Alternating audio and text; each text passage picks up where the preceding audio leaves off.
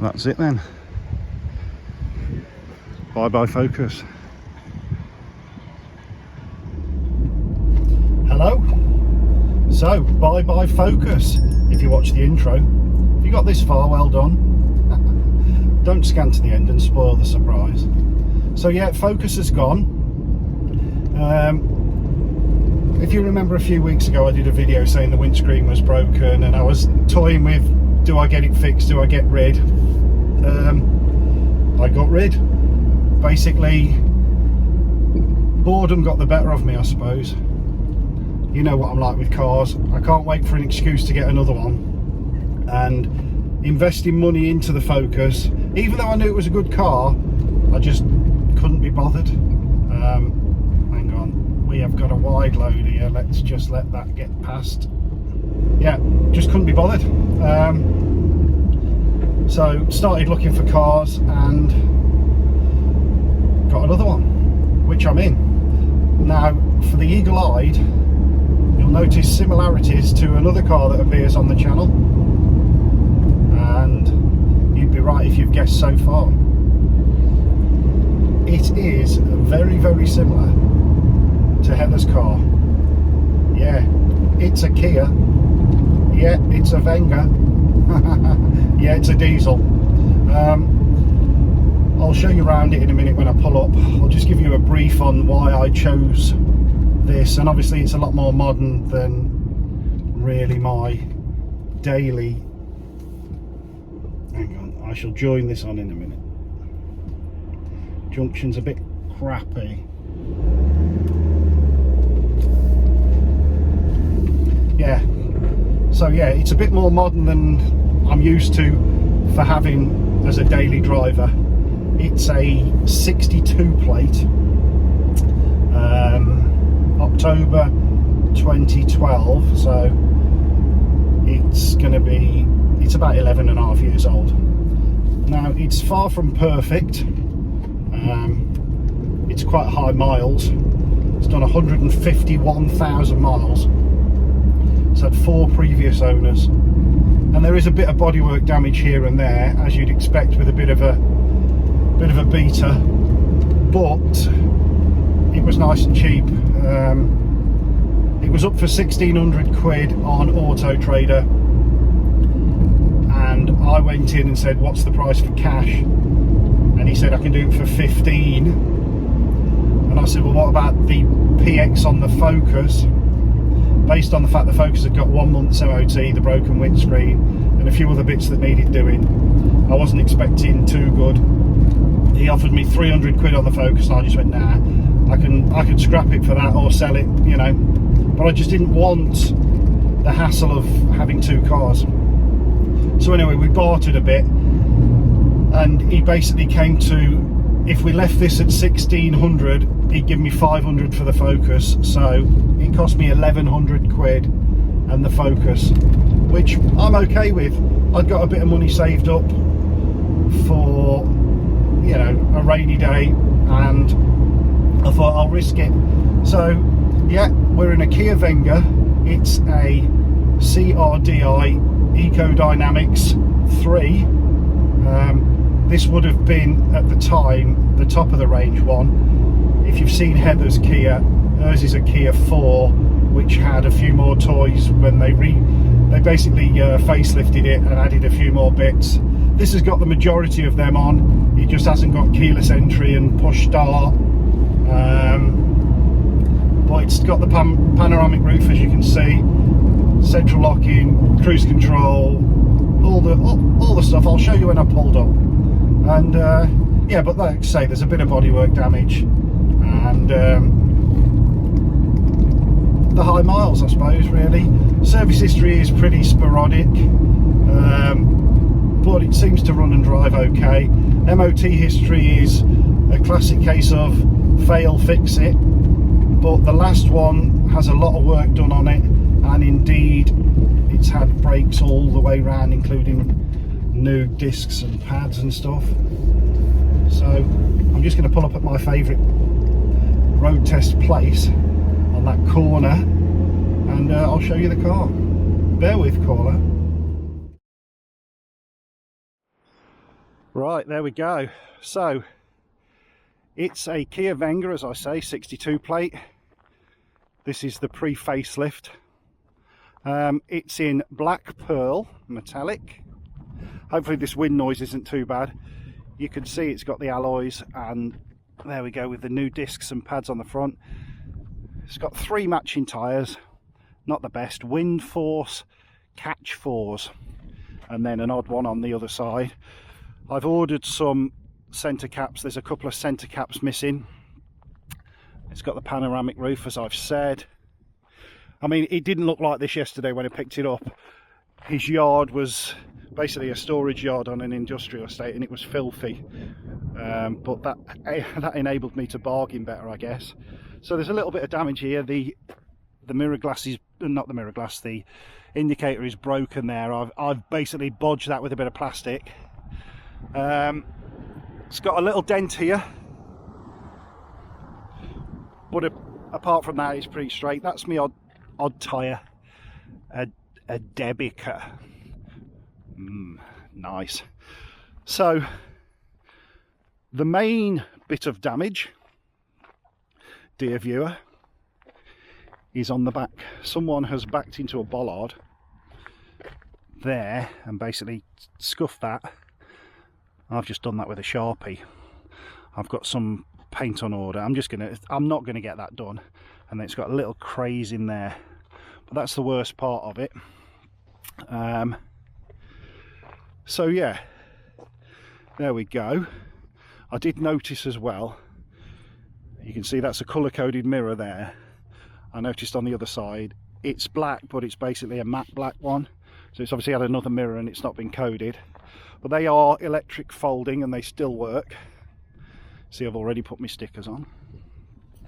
Yeah, it's got a few little scuffs here and there, but all in all, not terrible. In the tailgate, just got my toolbox in there. There's a false floor in there. It hasn't got a spare wheel. It would have had a inflator kit, which I've got in the toolbox there, and the jack wouldn't be there, I guess, because obviously it's not got a spare wheel. I may get one.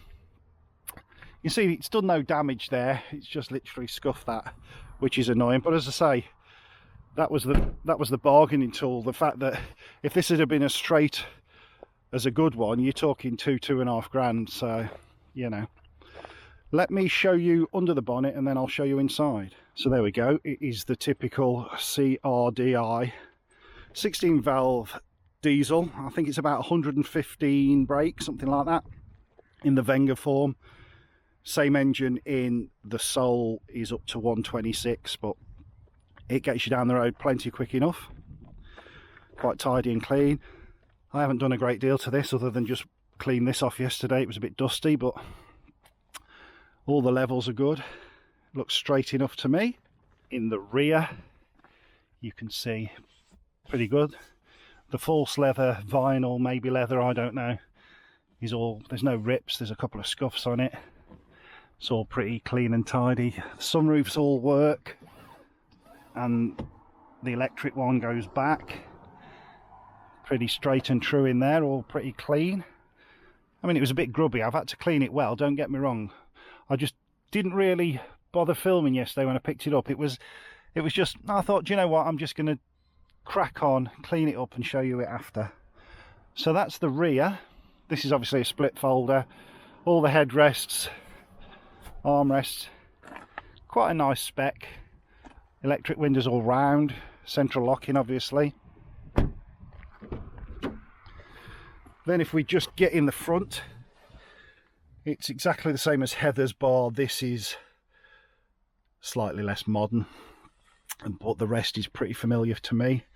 You've obviously got your auxiliary ins and stuff. There is a reversing camera on it. It does work, but you've got to hold reverse across, so the sensor must be slightly worn, I guess. Doesn't really bother me because I don't use the camera. Aircon all works.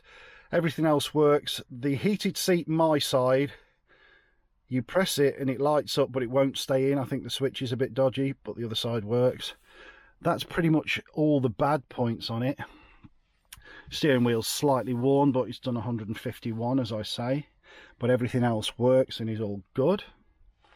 As I say, we've got the folding mirrors, mirror adjustment, that's the lock, and all the electric mirrors, sorry, all the electric windows. Parking sensors off, lights, brightness, skiddy skid and stop start, and then light adjustment. You've obviously got your internal lights. As I say, this blind, this comes up and goes back, completely back. There you go. What do you think of that?